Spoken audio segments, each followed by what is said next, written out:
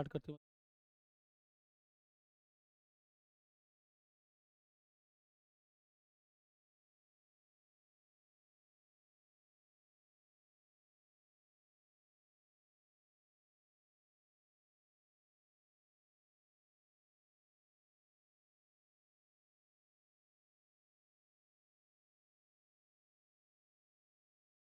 Streaming आ गई है?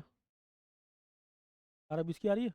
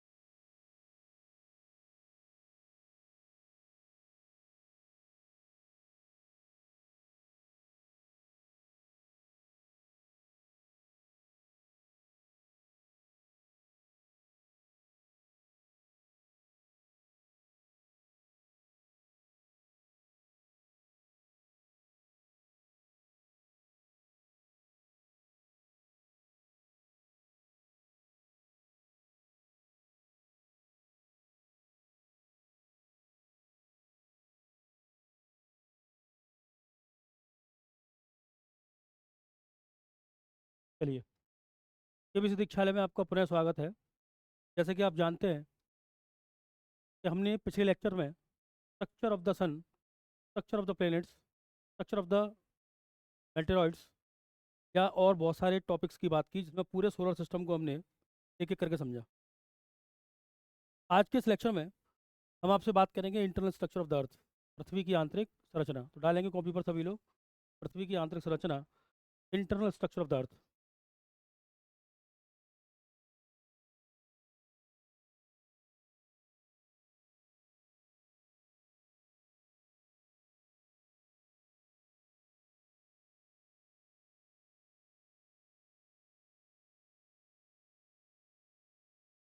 Internal structure of the Earth, पृथ्वी की आंतरिक संरचना। और इस चैप्टर में हम जानेंगे पृथ्वी के अंदर के बारे में।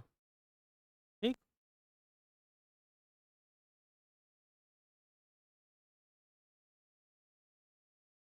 तो हमारा टॉपिक है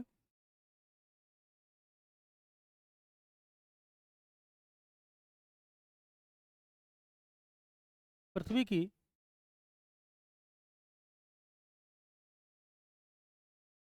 आंतरिक संरचना।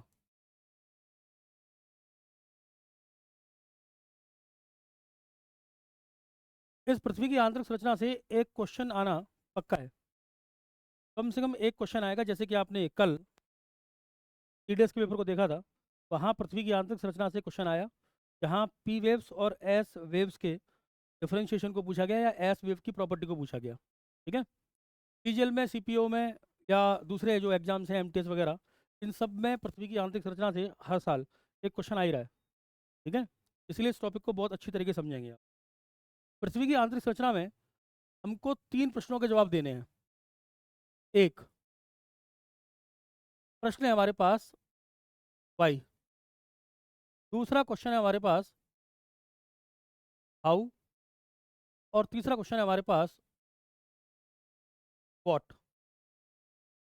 मतलब why do we need know about the earth, हमको क्यों जरूरत है अर्थ के बारे में जानने की या अर्थ के इंटरनल स्ट्रक्चर के बारे में जानने की।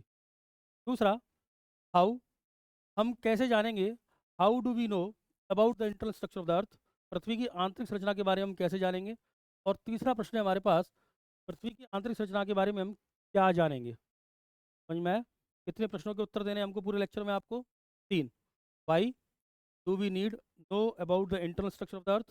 Number 2, how do we know about the internal structure of the earth. और तीसरा, what do we know about internal structure of the earth. हम क्या जानते हैं पृथ्वी की आंतरिक संरचना के बारे में, हम कैसे जानते हैं पृथ्वी की आंतरिक संरचना के बारे में, और हमको पृथ्वी की आंतरिक संरचना के बारे में जानने की आवश्यकता क्यों है। समझ पाए मेरी बात? पृथ्वी की आंतरिक संरचना, इंटरनल स्ट्रक्चर ऑफ द अर्थ को जानने के लिए हमारे पास प्रमुख तौर पर 2 स्रोत हैं। नोट करते जाएंगे साथ साथ। कितने स्रोत हैं? 2। स्रोत का मतलब सोर्सेज।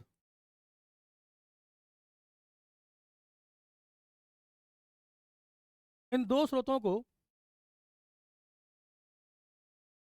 हम कैटेगराइज कर सकते हैं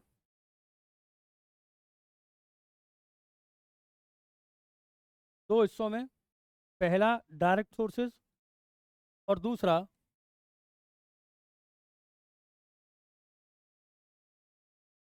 इनडायरेक्ट सोर्सेज।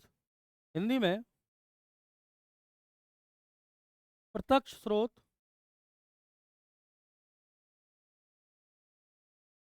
और अप्रत्यक्ष स्रोत।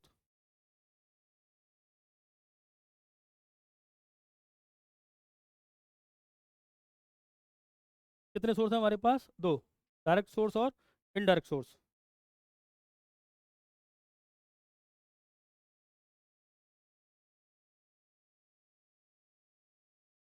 प्रत्यक्ष स्रोत में हमारे पास 2 चीजें हैं,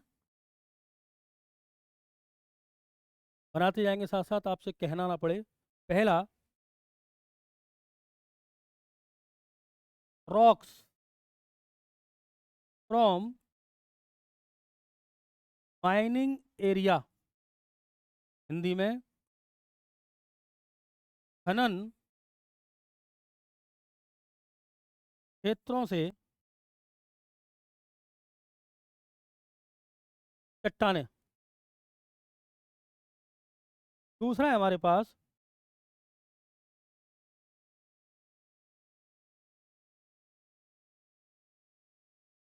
वोल्केनिक इरप्शंस।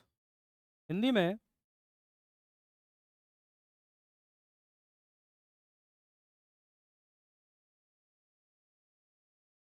ज्वालामुखी उद्गार।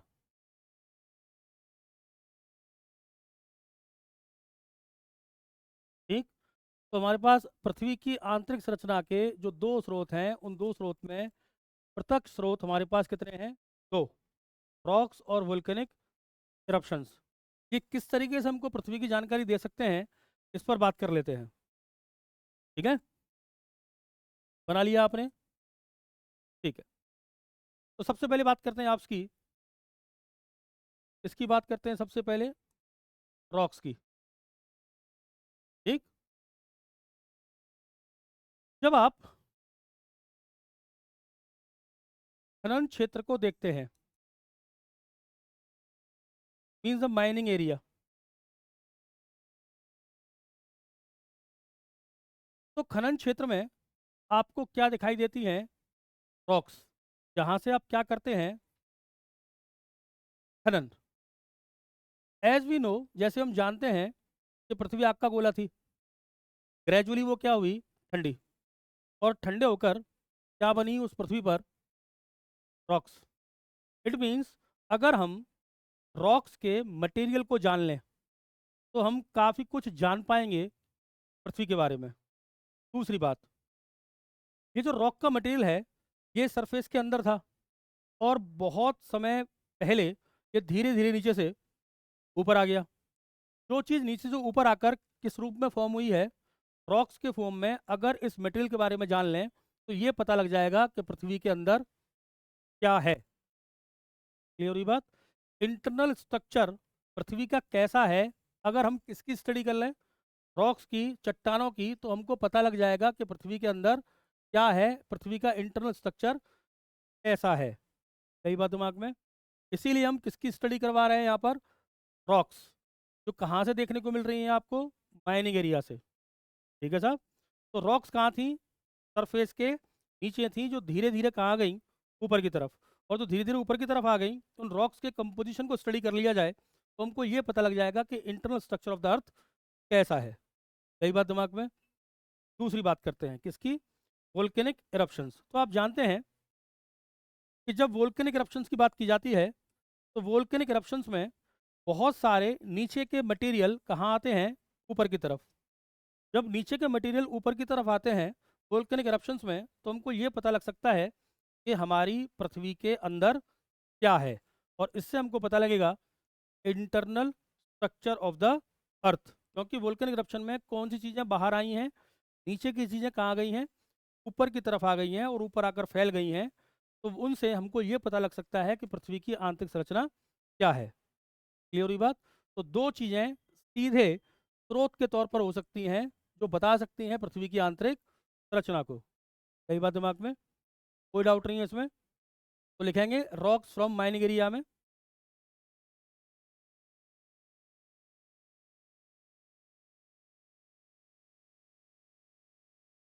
चट्टाने का निर्माण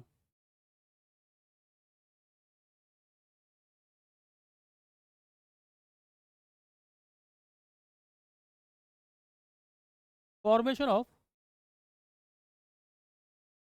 रॉक्स,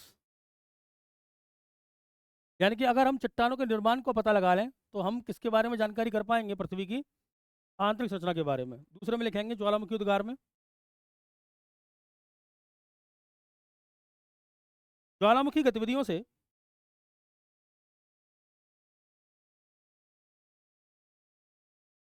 कई सारे पदार्थ बाहर आते हैं।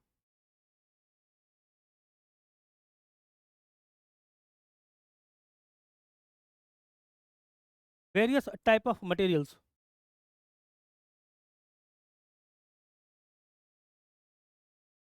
कम आउटसाइड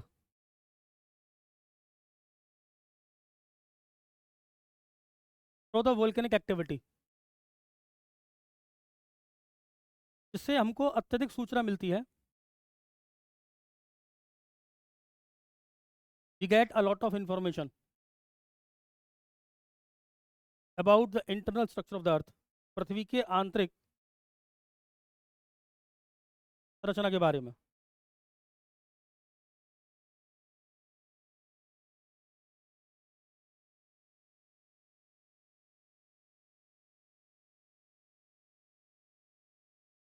ठीक है। इन दोनों पॉइंट में किसी प्रकार का कोई कंफ्यूजन हो तो पूछ लीजिए आप। क्या फॉर्मेशन ऑफ रॉक से हम इंटरनल स्ट्रक्चर ऑफ द अर्थ का पता लगा सकते हैं?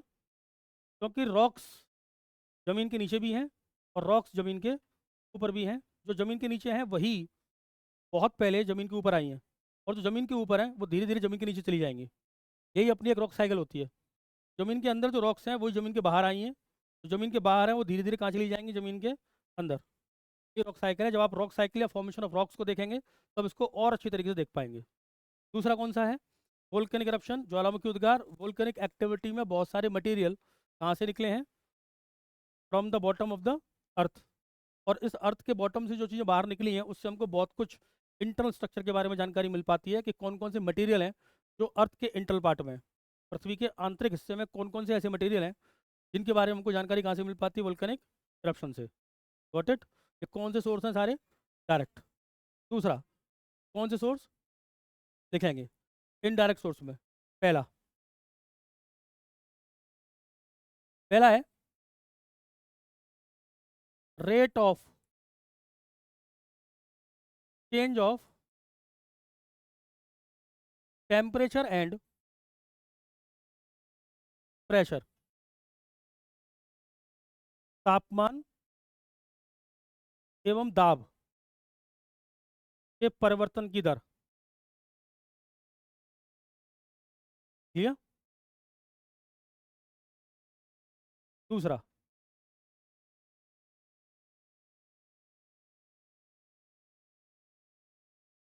मिटियोर्स, धूमकेतु।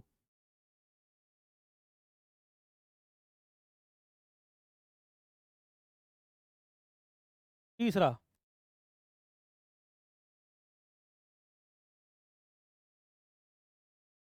ग्रेविटेशन, गुरुत्व।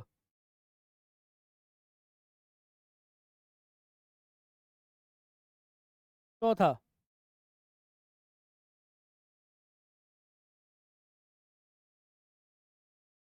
ग्रेविटी एनामोली, गुरुत्व विसंगति। ग्रेविटी एनामोली, गुरुत्व विसंगति। पांचवा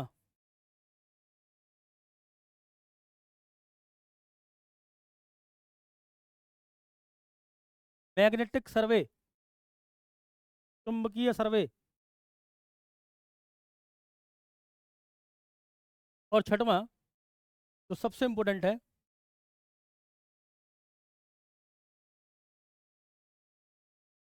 सीस्मिक वेव्स, भूकंपीय तरंगें।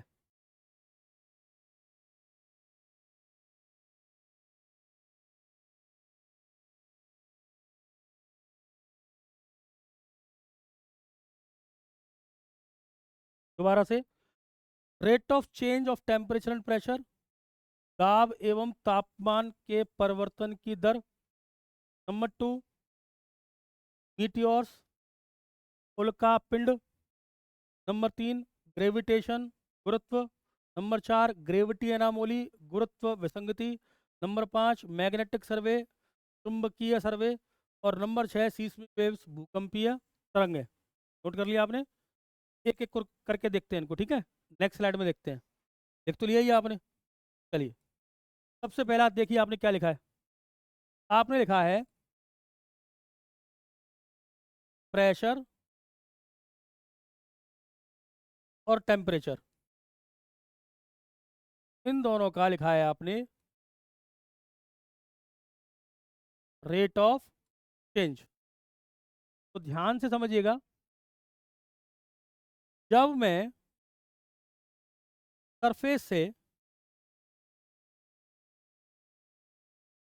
नीचे की तरफ चलता हूं तो प्रेशर और टेम्परेचर दोनों ही क्या करते हैं? इंक्रीज करते हैं। देखिए इसमें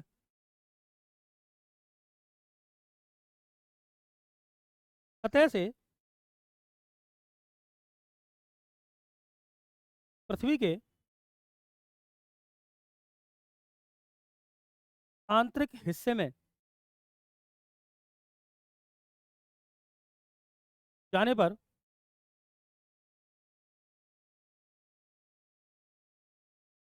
तापमान और दाब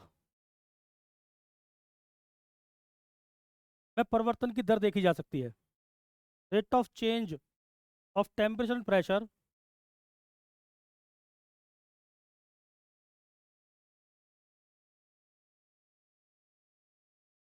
फ्रॉम द सरफेस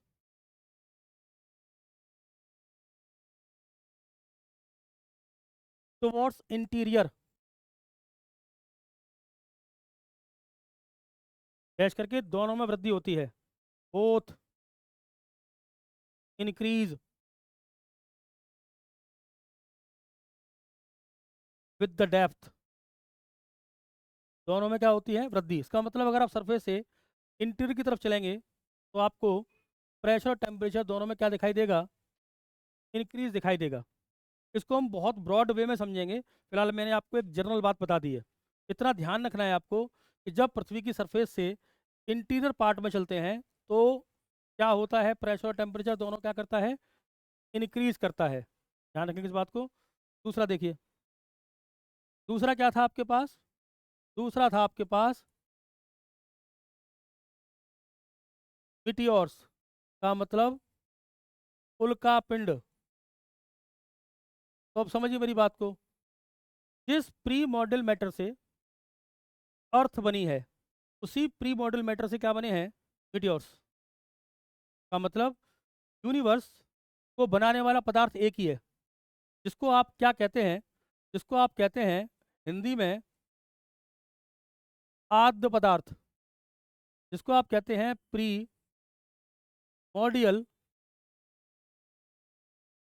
matters। तो अगर हम मेटियोर्स का अध्ययन कर लें तो हमको किसके बारे में भी अध्ययन मिल जाएगा? अर्थ के बारे में। क्यों? क्योंकि दोनों के पदार्थ या बिल्डिंग मटेरियल एक ही हैं, और वो कौन से हैं? आद्य पदार्थ, जिनसे पूरा यूनिवर्स बना है। सहमत है इस बात से? देखेंगे इसमें। उल्का पिंड एवं पृथ्वी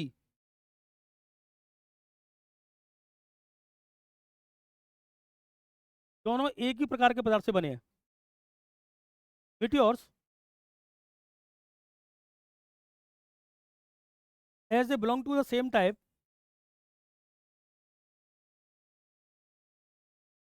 as they belong to the same type of materials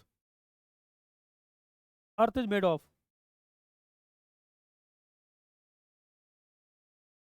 clear? यानी कि मीटियोर्स भी जिस पदार्थ से बने हैं उसी पदार्थ से क्या बनी है? मैं लिख दे रहा हूं यहाँ पर, क्या बनी है? अर्थ। अब ध्यान से समझिएगा, जब मैं बात करता हूं आपसे यूनिवर्स की, जिसको आप ब्रह्मांड कहते हैं, उसमें आप एक बात अच्छी तरह समझ पाते हैं कि इस ब्रह्मांड में काफ़ी सारी सेलेस्टियल बॉडी हैं, खगोलीय पिंड, जैसे अपने आप में एक अर्थ, अपने आप में मेटियोर्स या कोई दूसरे प्लेनेट्स। और इस यूनिवर्स की जितनी भी सेलेस्टियल बॉडी हैं, उनको बनने के लिए एक ही आद्य पदार्थ प्रयोग किए गए हैं। जैसे कि आपने पिछले लेक्चर में पढ़ा था स्टेलर नेबुला थ्योरी को या हाइपोथेसिस को, और आपने कहा था कि डस्ट, गैस और बहुत सारे पार्टिकल्स आपस में इकट्ठा होकर घूम रहे थे, और उनमें जब बिग बैंग या एक्सप्लोजन हुआ तब जाकर ये यूनिवर्स फैल पाया, तब जाकर ये यूनिवर्स बन पाया। याद आ रहा है? और इस यूनिवर्स के बाद धीरे धीरे गैलेक्सीज, गैलेक्सीज के बाद हमारा सोलर सिस्टम, और सोलर सिस्टम के हमारे प्लैनेट्स और बहुत सारे नेचुरल सैटेलाइट। क्लियर है मेरी बात? या बहुत सारी सेलेस्टियल बॉडीज। तो जो सेलेस्टियल बॉडी बनी है उनका मटेरियल या बिल्डिंग मटेरियल एक ही है। वो कौन सा है? आद्य पदार्थ। एक पॉइंट और लिख लीजिए इसमें, हमारे ब्रह्मांड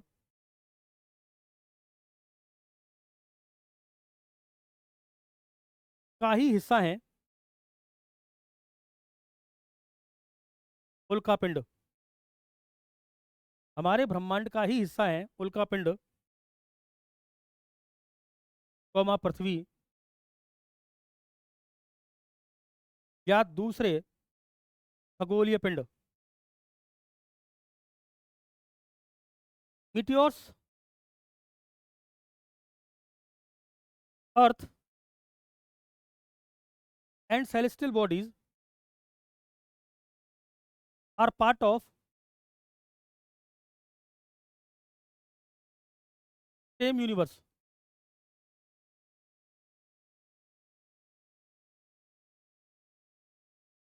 अर्थात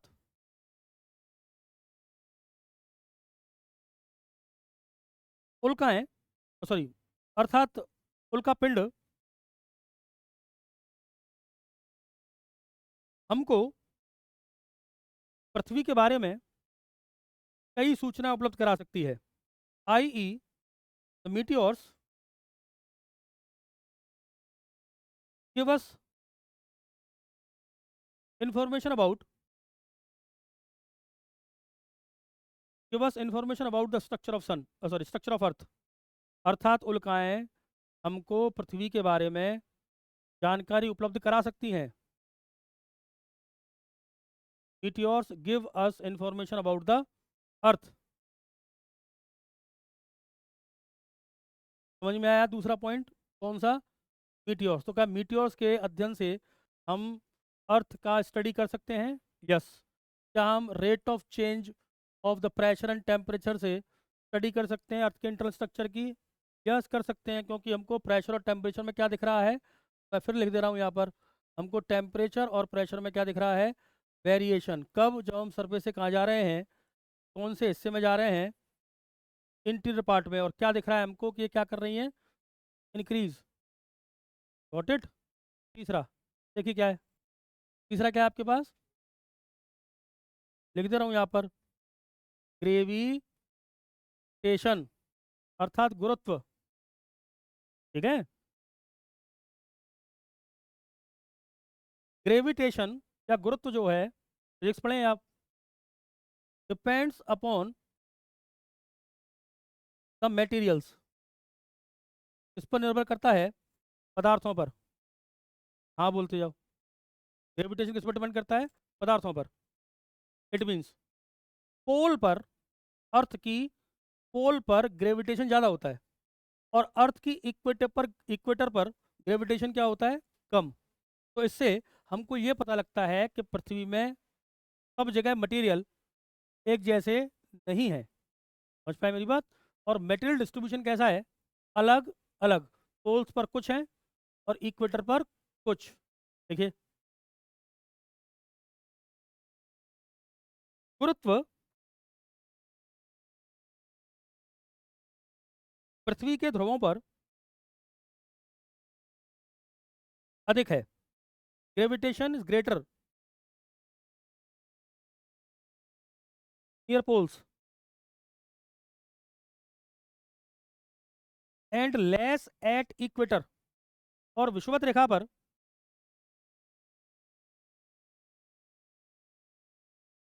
कम है।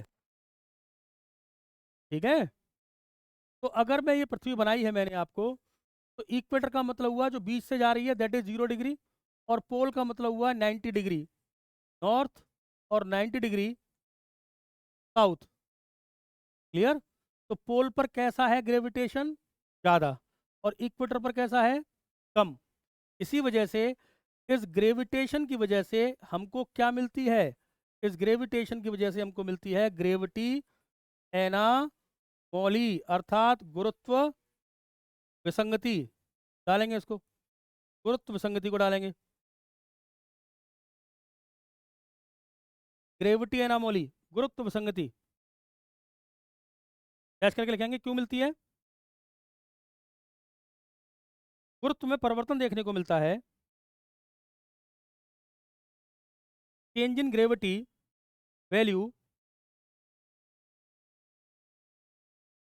डैश करके पदार्थ के द्रव्यमान के आधार पर, according to the mass of material.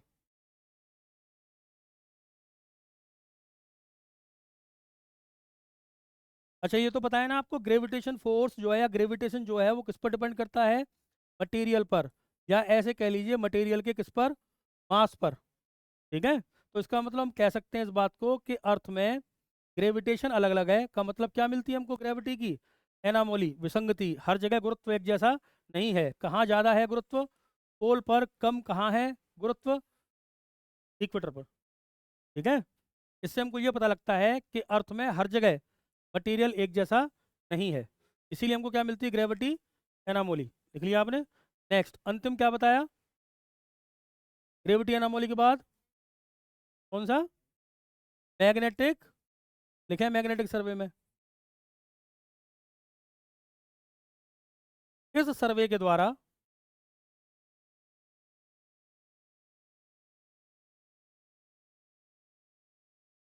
चुंबकीय पदार्थों का वितरण के बारे में जानकारी मिलती है। Provide information about, provide information about the distribution of magnetic material.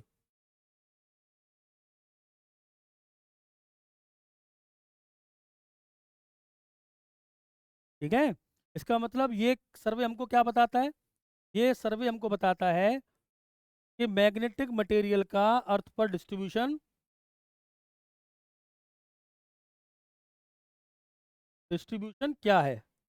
ठीक है, और इससे हम पता कर पाते हैं ग्रेविटी एनामोली को। क्लियर। अंतिम बात क्या थी, कि इसमें वेव्स लिखे हैं, इसमें कौन कौन सी वेव्स हैं, इसमें दो, पी वेव्स और एस वेव्स। हिंदी में प्राइमरी वेव्स को हिंदी में कहेंगे प्राथमिक तरंगें, सेकेंडरी वेव्स को हिंदी में कहेंगे द्वितीयक तरंगें। Primary waves and secondary waves, प्राथमिक तरंगें और द्वितीयक तरंगें।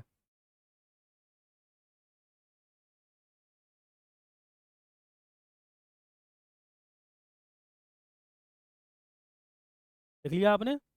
चलो देखो कॉपी को अपनी को। अब आपने पूरे चैप्टर का थीसिस या चैप्टर का डायग्राम तैयार कर लिया, और पूरे चैप्टर में अब इन्हीं बातों को रिपीट कर करके पढ़ना है आपको। एक एक पॉइंट को बहुत ब्रॉड वे में पढ़ना है। देखें कॉपी को क्या क्या लिखा आपने। रिपीट कर रहा हूँ मैं, देखते हैं कॉपी को। आपने इतना जान लिया कि पृथ्वी की जानकारी के हमारे पास दो स्रोत हैं, ठीक है। हमको चैप्टर में जानना क्या है कि हम पृथ्वी के अंदर की जानकारी चाहते क्यों हैं। दूसरा क्या जानना है, हम पृथ्वी की जानकारी कैसे करेंगे। और तीसरा जानना है कि पृथ्वी की जानकारी में क्या जानकारी लेंगे। तीन बातें हैं, वाई, वॉट, हाउ। दूसरी बात, पृथ्वी की जानकारी के दो स्रोत हैं, देखते हैं कॉपी में। एक प्रत्यक्ष स्रोत जो सीधे पृथ्वी से जुड़ा हुआ है। क्या? पहली चीज, पृथ्वी के अंदर होने वाले ज्वालामुखी उद्गार, मीन्स द वोल्केनिक इरप्शंस। दूसरा, पृथ्वी पर पाई जाने वाली चट्टानें जहाँ पर मिनरल एक्टिविटी होती है, अर्थात जहाँ पर खनन क्रिया विधियाँ होती हैं। उन पृथ्वी की चट्टानों से यह पता लग सकता है कि पृथ्वी की चट्टानें बनी कैसे, पृथ्वी की चट्टानों का कंपोजिशन क्या है, जिससे हमको पृथ्वी के बारे में जानकारी मिलेगी। वोल्केनिक इरप्शन से यह पता लगेगा कि नीचे के जो मटेरियल बाहर आए हैं पृथ्वी के अंदर चल क्या रहा है क्या चीज़ है। सहमत है इस बात से? दूसरी बात पर आइए, इनडायरेक्ट सोर्सेज में क्या देख पा रहे हैं आप। इनडायरेक्ट सोर्सेज में आप देख पा रहे हैं कुछ 5-6 चीज़ें। पहली देखिए, पहली आपने की कि प्रेशर और टेम्परेचर में क्या दिख रहा है, वेरिएशन। जब आप सरफेस से कहाँ जा रहे हैं, अंदर की तरफ, इंटीरियर की तरफ, तो आपको क्या दिख रहा है, वेरिएशन दिख रहा है। और वेरिएशन में आपको दिख रहा है कि प्रेशर और टेम्परेचर दोनों क्या कर रहे हैं, इंक्रीज कर रहे हैं, ठीक है।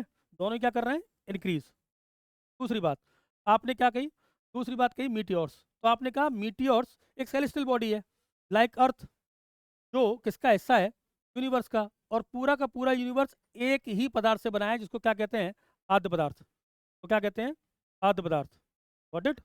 तीसरी बात क्या देखी आपने, तीसरी बात आपने देखी ग्रेविटेशन। तो आपने ग्रेविटेशन में कहा कि भाई पोल पर ग्रेविटेशन होता है ज़्यादा, और अर्थ के इक्वेटर पर होता है ग्रेविटेशन कम।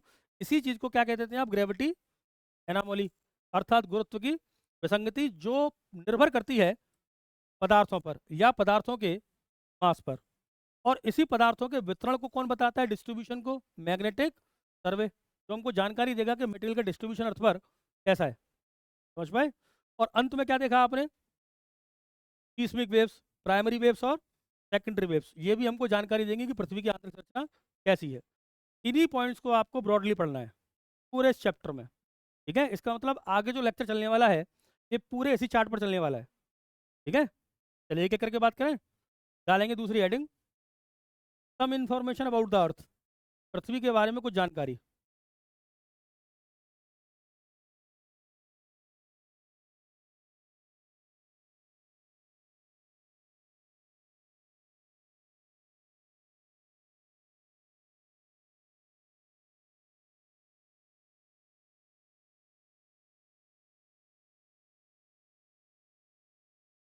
इसके बारे में ले रहे हैं इन्फॉर्मेशन हम, अर्थ के बारे में, ठीक है।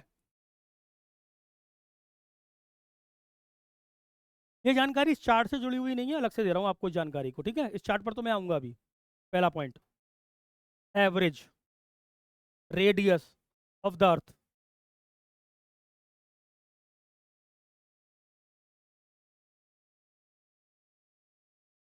पृथ्वी की औसत त्रिज्या लिख दिया आपके सामने, 6371 किलोमीटर,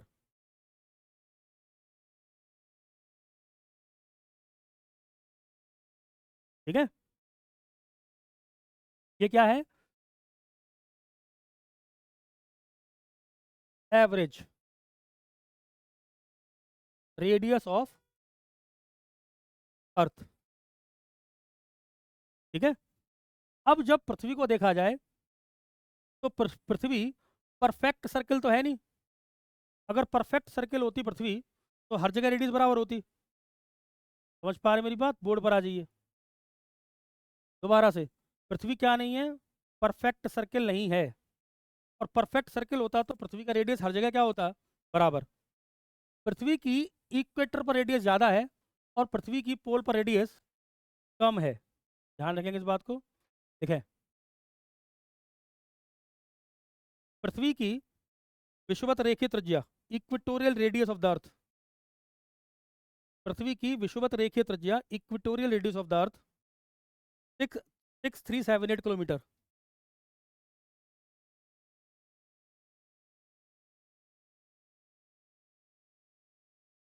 पृथ्वी की विषुवतीय रेखीय त्रिज्या 6378 किलोमीटर। दूसरा पॉइंट, तीसरा पॉइंट, पृथ्वी की ध्रुवीय त्रिज्या,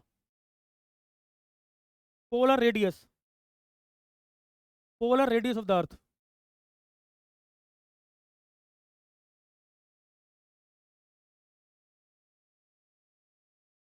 6357 किलोमीटर।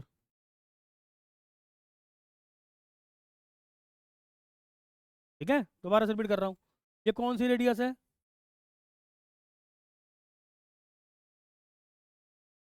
Polar radius.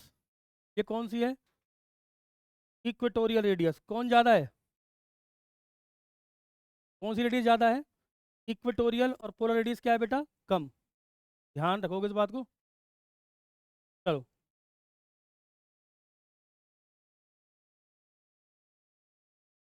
ये नाम सुना है हिंदी में आपने? परिधि, सरकमफ्रेंस कहते हैं इसको। सिंपल सा फॉर्मूला है इसका।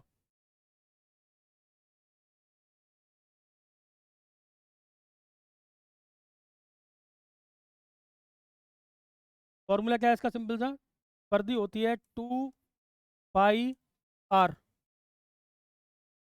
2 × 3.14, पाई का वैल्यू है। रेडियस कितना मान लें एवरेज?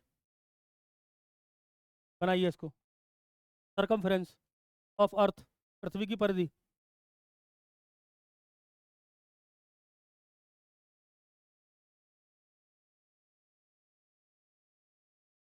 निकल कर आएगी करीब करीब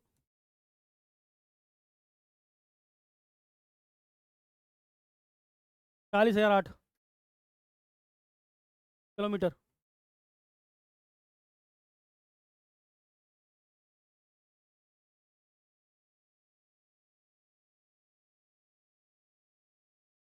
ठीक है।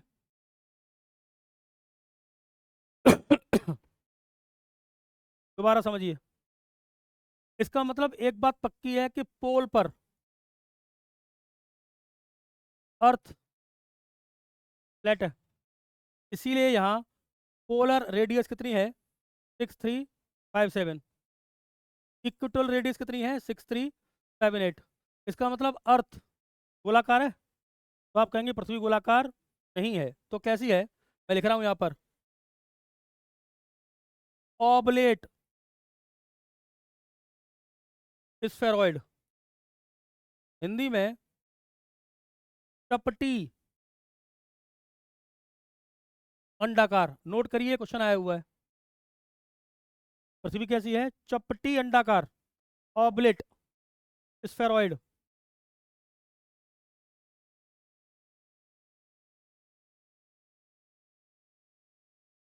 ठीक है, इन्फॉर्मेशन मिलेगी 2-3 फैक्ट की। दोबारा से, average radius 6371 kilometre, equatorial radius ज़्यादा है, पोलर रेडियस कम। इसका मतलब हम कह सकते हैं कि पृथ्वी ध्रुवों पर क्या है? चपटी है। ठीक है, एकदम गोलाकार नहीं है। तो अर्थ की शेप कैसी है? तो शेप है ऑबलेट स्फेरॉइड, जिसको हिंदी में कहा है चपटा अंडाकार। ध्यान रखेंगे इस बात को। क्लियर बात? चलिए अब चलते हैं अपने चार्ट पर। ठीक है, तो देखिएगा चार्ट को। चार्ट में सबसे पहले हम समझेंगे प्रेशर एंड टेम्परेचर को। यही तो था चार्ट में, प्रेशर एंड टेम्परेचर। तो डाल लीजिए दोबारा से, प्रेशर एंड टेम्परेचर।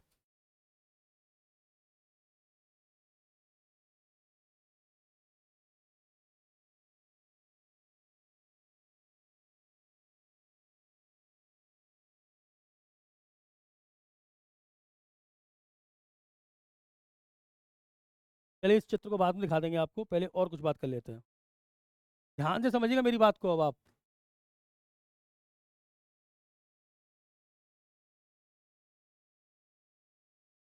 इसमें कोई डाउट नहीं है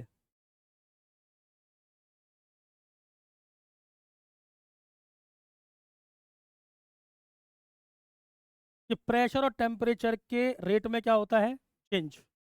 जब आप कहाँ से चलते हैं, सरफेस से चलते हैं इंटीरियर पार्ट की तरफ, ठीक है। और समझिए, आपको पढ़ाया ये जाता है कि हर एक 32 मीटर पर 1 डिग्री सेंटीग्रेड टेम्परेचर बढ़ता है। ये स्टेटमेंट बिल्कुल गलत है। प्रेशर और टेम्परेचर में की रेट में जो चेंज होता है वो होता है, ध्यान रखिएगा, कैसे मैनर में, कौन से मैनर में, इर्रेगुलर मैनर का मतलब हिंदी में लिख दे रहा हूं यहाँ पर, अनियमित ढंग से।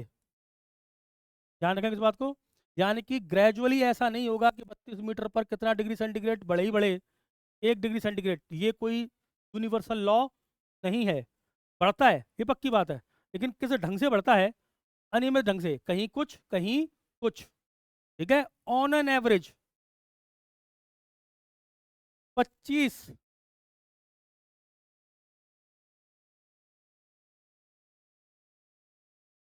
डिग्री सेंटीग्रेड 1 किलोमीटर पर बढ़ने लगेगा, ठीक है, ऑन एन एवरेज। लेकिन ये भी मैं बार बार कह रहा हूँ, कैसे मैनर में, बार बार कह रहा हूँ, इरेगुलर मैनर में। कैसे मैनर में, लिखा आपने, हेडिंग डाली प्रेशर एंड टेम्परेचर, लिखिए। तापमान और दाब में बढ़ोतरी होती है, pressure and temperature increases from surface to interior.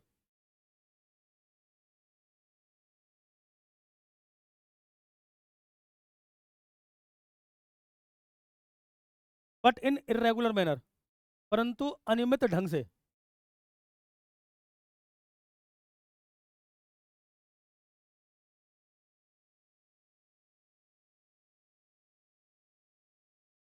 कैसे ढंग से, ऑन एन एवरेज, औसतन,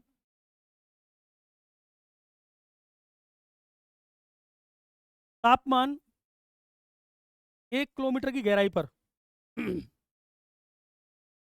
25 डिग्री सेंटीग्रेड बढ़ता है। टेम्परेचर इंक्रीजेज अबाउट, तापमान 1 किलोमीटर की गहराई पर 25 डिग्री सेंटीग्रेड बढ़ता है। Temperature increases about 25 degree centigrade for every kilometre of depth.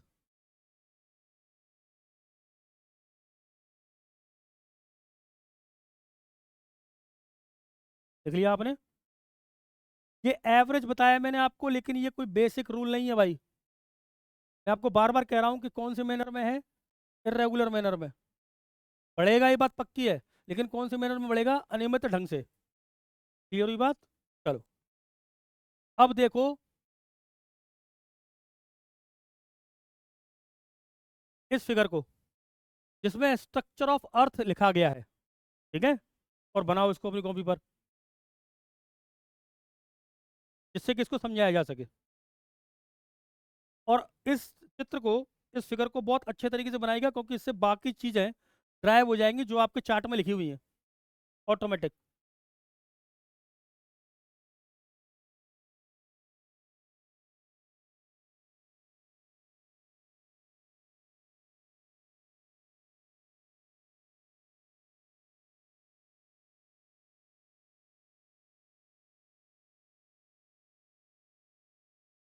इसके साथ में एक और चित्र बना दूंगा।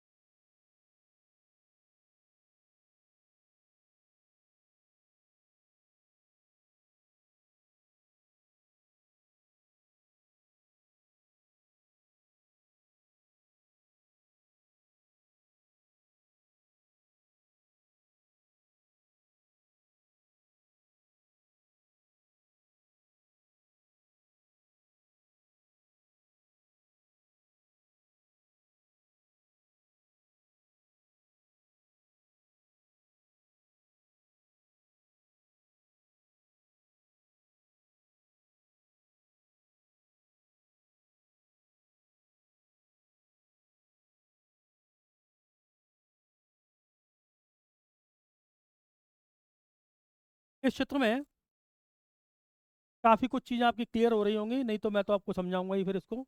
लेकिन इस चित्र को बनाने से आपको इंटरनल स्ट्रक्चर ऑफ द अर्थ या स्ट्रक्चर ऑफ द अर्थ आपको पता लगेगी कि बेसिकली ऐसे समझ लीजिए जैसे कि एक सेक्शन को काट लिया गया है अर्थ से। जैसे कि समझ लीजिए एक तरबूज से एक सेक्शन को, एक भाग को, एक हिस्से को काट लिया गया है, और तब नीचे तक के हिस्से को दिखाया गया है ऊपर से लेकर। ठीक है, ऊपर से लेकर नीचे तक के जो हिस्से को दिखाया गया है उसको 3 पार्ट में इन्होंने तोड़ दिया है, क्रस्ट, मेंटल, कोर। तो इसका मतलब एक बात पक्की है कि स्ट्रक्चर ऑफ द अर्थ में कितने हिस्से हैं? 3। बनाते आइए, चित्र को बनाते आइए साथ साथ, फिर मैं समझाता जाऊंगा आपको।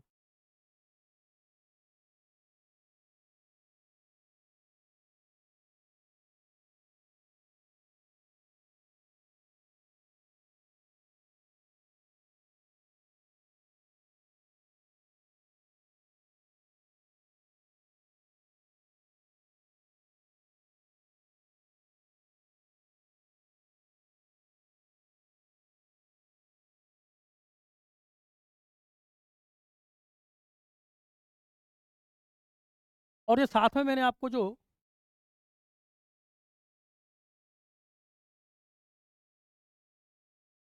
चित्र बनाया है वो बेसिकली बनाया है टेम्परेचर का। इसमें आप देख रहे हैं कि जैसे ही सरफेस से नीचे की तरफ जा रहे हैं तो डेप्थ बढ़ने के साथ साथ आपको देख रहे हैं केल्विन में टेम्परेचर क्या होता जा रहा है? बढ़ता जा रहा है ना? लेकिन एग्जैक्टली एक रेगुलर मैनर में नहीं बढ़ रहा है, इरेगुलर मैनर में बढ़ रहा है। ठीक है, अप्रॉक्स 25 डिग्री सेंटीग्रेड 1 किलोमीटर पर। और आप जानते हैं कि 273 डिग्री केल्विन होता है जीरो पर। एलसीएस और केल्विन में आप बदल सकते हैं ना।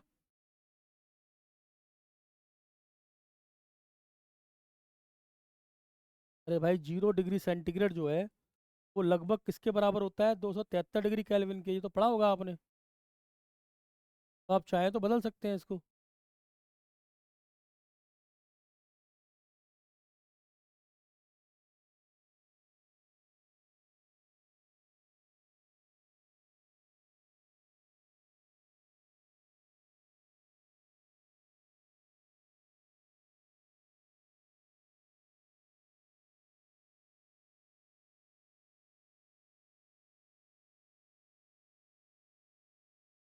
बना लिया आपने ये चित्र? बनाइए बनाइए फटाफट।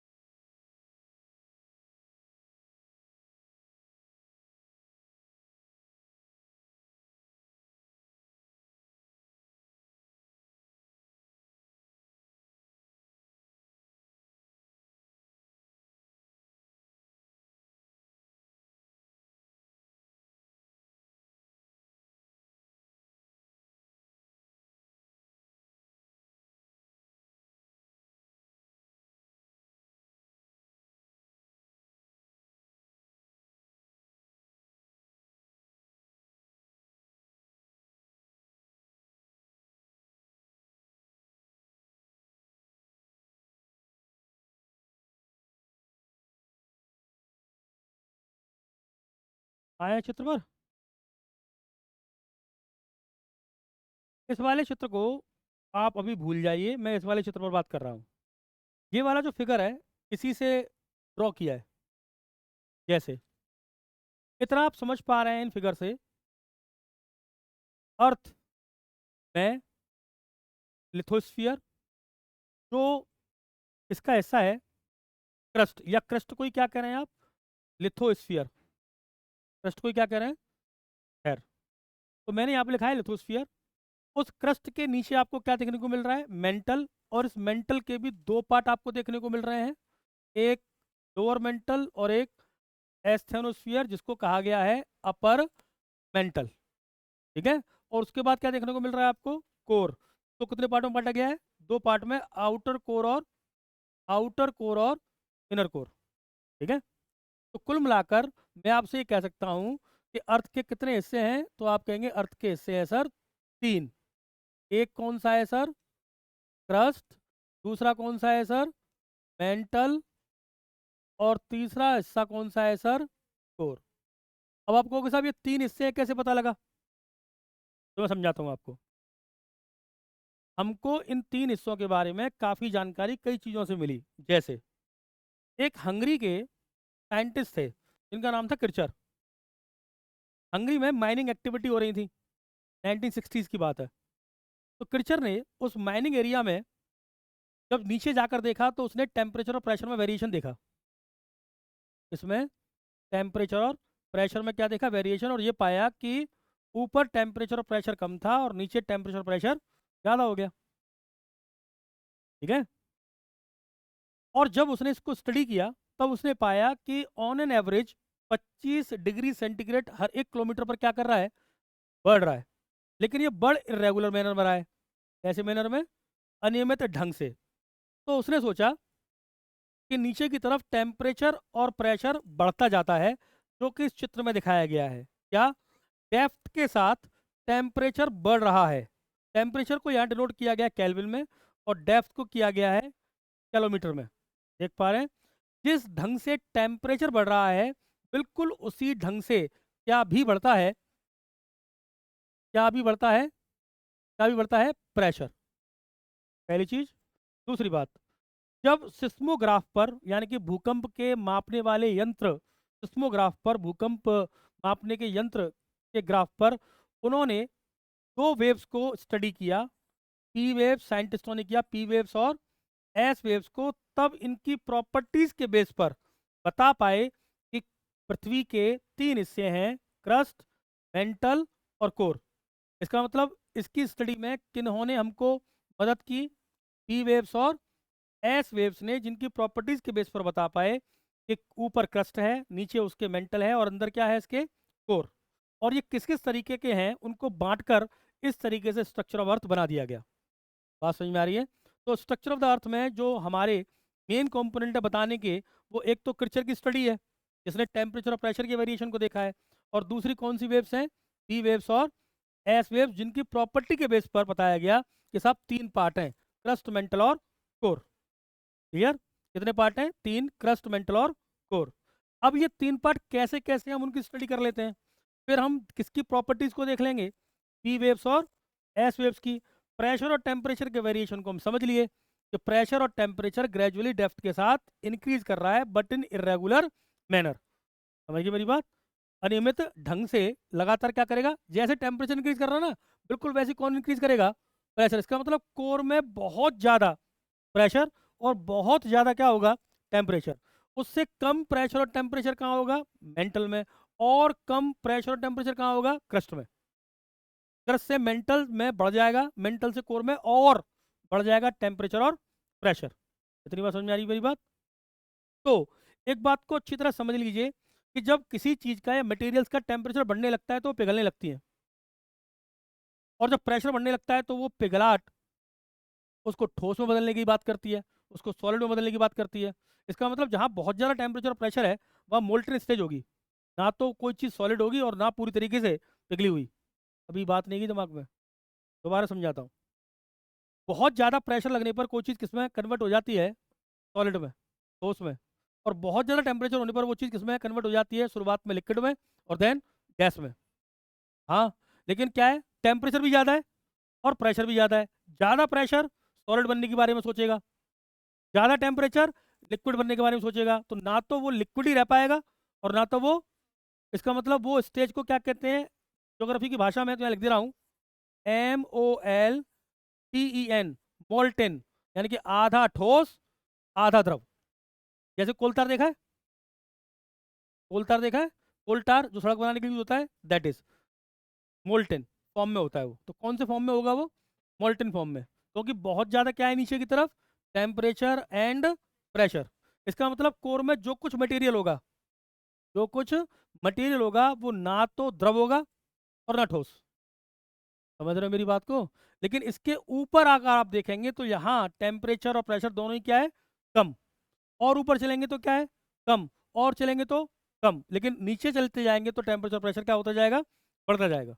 बात समझ में आ पा रही है।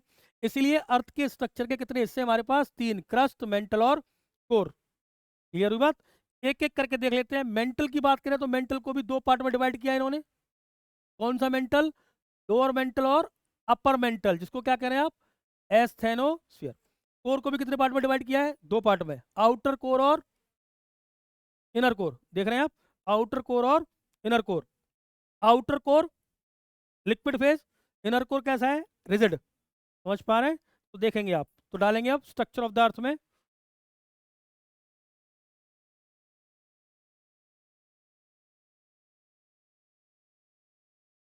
ऊपर हेडिंग डालेंगे स्ट्रक्चर ऑफ द अर्थ, पृथ्वी की संरचना। और पृथ्वी की संरचना के कितने हिस्से हैं साहब, तीन। पहला क्रस्ट, जिसको हिंदी में कहते हैं भूपरपटी। दूसरा मेंटल, जिसको मेंटली कहते हैं।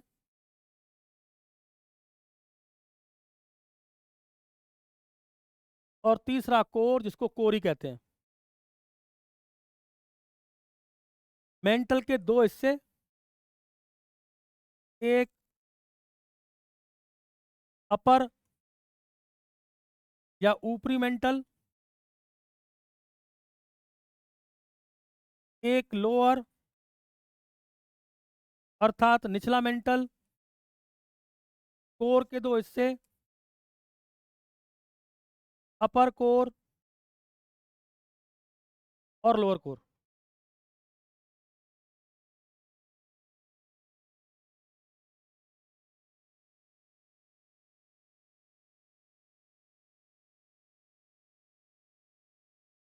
ठीक है। तो सबसे अंदर का गोला कोर का, उसके बाहर का गोला मेंटल का, और सबसे बाहर का गोला क्रस्ट का। ये तो मतलब हुआ क्रस्ट, ये वाला गोला किसका, मेंटल, और सबसे अंदर का गोला किसका, कोर। ठीक है। चलो अब एक एक करके एक एक के बारे में लिखना स्टार्ट करते हैं। सबसे पहले डालेंगे क्या, क्रस्ट।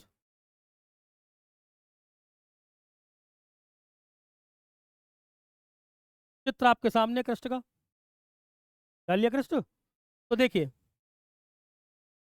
ओशनिक क्रस्ट की थिकनेस और कॉन्टिनेंटल क्रस्ट की थिकनेस में आपको अंतर दिख रहा है। कॉन्टिनेंटल क्रस्ट की थिकनेस ज़्यादा है कंपेरेटिवली ओशनिक क्रस्ट के, अर्थात महासागरों की क्रस्ट की मोटाई होती है कम, और महाद्वीपीय क्रस्ट की मोटाई क्या होती है, देखें, महासागरी क्रस्ट 5 से 30 किलोमीटर,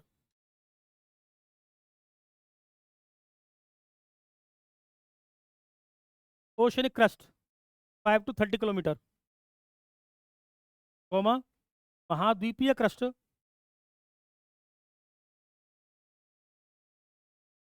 50 से 70 kilometre, continental crust 50 to 70 kilometre.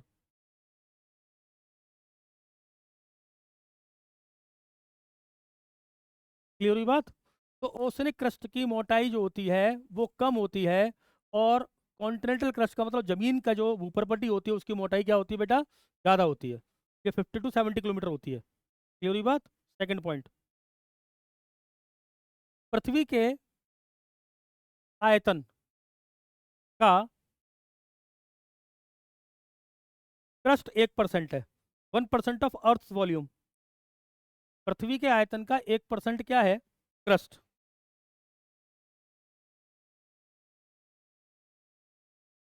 और पृथ्वी के द्रव्यमान का 0.5% है, एंड 0.5% ऑफ अर्थ मास।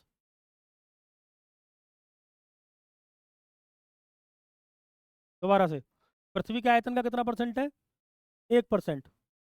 पृथ्वी के आयतन का कितना परसेंट है, 1%। पृथ्वी के द्रव्यमान का कितना है, 0 पॉइंट। इसका मतलब क्रस्ट बहुत कम हिस्से पर है, तो दिखाया भी गया है क्रस्ट को सिर्फ इतने हिस्से पर।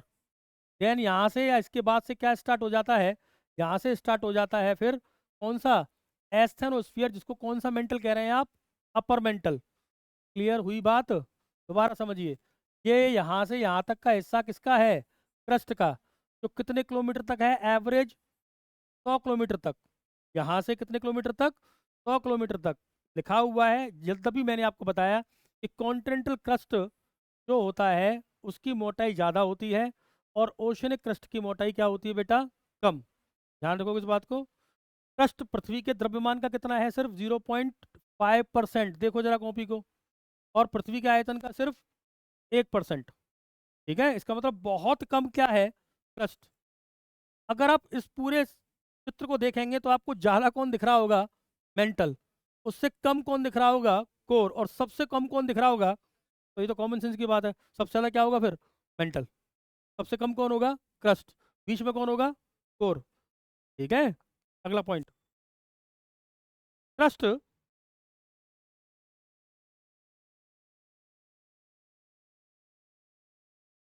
सिलिका और एल्युमिनियम से बना होता है।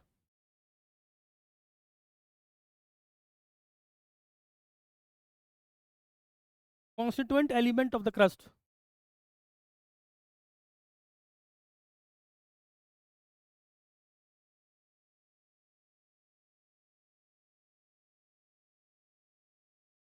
क्या है, सिलिका और एल्युमिनियम। इसीलिए इसको क्या कहते हैं, क्या कहते हैं, सियाल।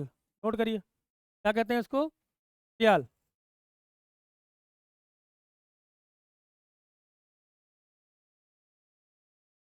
ठीक है, तो देखो मेरी बात,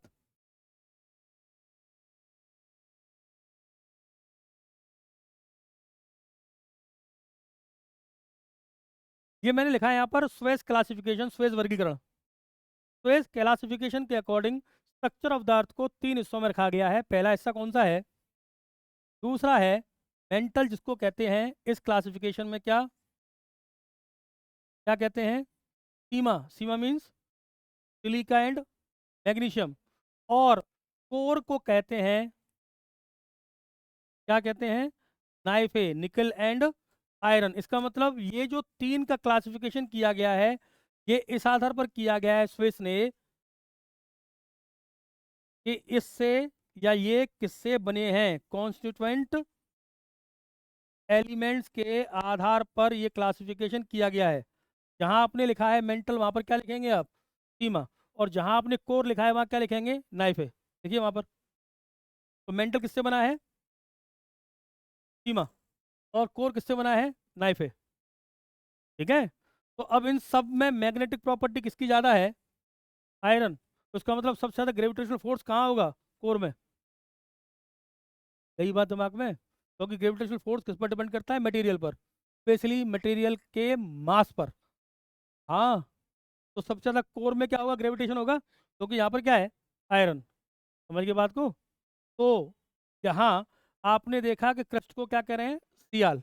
और ये कौन सा क्लासिफिकेशन है, नोट करिएगा, कौन सा क्लासिफिकेशन है, Swiss classification, SUESS, Swiss classification, Swiss वर्गीकरण, जो आधारित है निर्मित तत्वों के आधार पर है, बेस्ड ऑन कॉन्स्टिट्यूएंट एलिमेंट्स।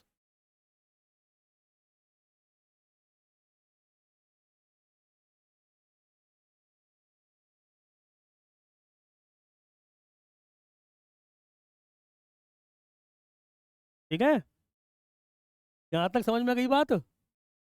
चलिए रिवाइज कराते हैं आपको।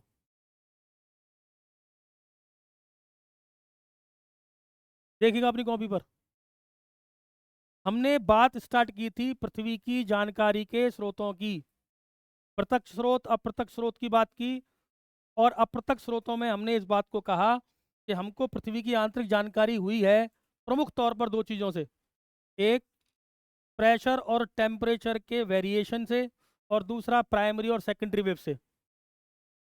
प्राइमरी और सेकेंडरी वेव्स की प्रॉपर्टीज को देखते हुए हम इंटरनल स्ट्रक्चर के बारे में जानकारी कर पाए, जिसकी प्रॉपर्टी क्या होती है वो हम कल के लेक्चर में देखेंगे। दूसरी बात, प्रेशर और टेम्परेचर के वेरिएशन में मैंने आपको समझाने की कोशिश की, तो प्रेशर और टेम्परेचर का वेरिएशन किस तरीके से होता है, डेप्थ के साथ टेम्परेचर बढ़ता है, और इसी तरीके से डेप्थ के साथ प्रेशर भी क्या करता है, बढ़ता है।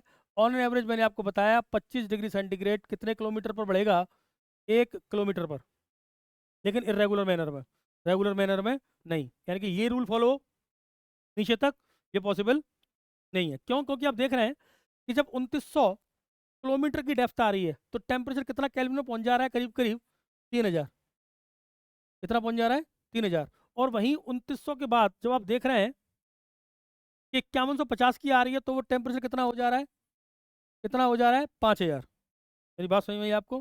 कितना हो जा रहा है, 5000। इसका मतलब हमको दिख रहा है कि इरेगुलर मैनर में हो रहा है, एग्जैक्टली कोई रूल फॉलो या कोई रेगुलर मैनर फॉलो नहीं हो रहा। दूसरी बात, हमने कहा कि स्ट्रक्चर ऑफ द अर्थ के 3 हिस्से हैं, क्रस्ट, मेंटल और कोर। मेंटल को 2 पार्टों में बांटा गया, कोर को 2 पार्टों में बांटा गया। क्रस्ट को क्या भी कह रहे हैं, तो आपने कहा क्रस्ट को क्या भी कह रहे हैं, लिथोस्फीयर। कौन सा स्फीयर? मैं आपको बताऊं, ये लैटिन वर्ड है बेसिकली। लिथो का मतलब होता है चट्टान, जमीन, उसको क्या कहते हैं आप, लिथो। तो उस स्फीयर को क्या कह दिया आपने फिर, क्या कह दिया उस स्फीयर को, लिथो। ठीक है, तो आप ध्यान रखिएगा इस बात को कि लिथोस्फीयर में लिथो जो है वो वर्ड लैटिन वर्ड है बेसिकली। उसके बाद आप देख रहे हैं मेंटल को 2 पार्ट में बांट दिया, upper mantle, lower mental. Upper mantle को क्या कह दिया इन्होंने, एस्थेनोस्फीयर। और फिर कोर को 2 हिस्सों में बांट दिया, आउटर कोर और इनर कोर। ठीक, इसके अलावा हमने इस बात को और देखा कि जब स्विस क्लासिफिकेशन को देखा गया तो स्विस क्लासिफिकेशन में हमने क्रस्ट को क्या बताया, सियाल, क्योंकि इसका कॉन्स्टिट्यूएंट एलिमेंट क्या है, सियाल। और मेंटल का कॉन्स्टिट्यूएंट एलिमेंट क्या है, सीमा। और कोर का कॉन्स्टिट्यूएंट एलिमेंट क्या है, निफे। और ये स्विस क्लासिफिकेशन में देखा हमने। ठीक है, कल हम बात करेंगे क्रस्ट की थोड़ी सी, और फिर आएंगे मेंटल और कोर पर। देन हम बात करेंगे प्राइमरी वेव्स और सेकेंडरी वेव्स की प्रॉपर्टीज़ की, कि इनकी अपनी प्रॉपर्टीज़ क्या हैं और इनकी प्रॉपर्टीज से हमको कैसे इंटरनल स्ट्रक्चर ऑफ द अर्थ के बारे में पता लग पाया। ठीक है, थैंक यू।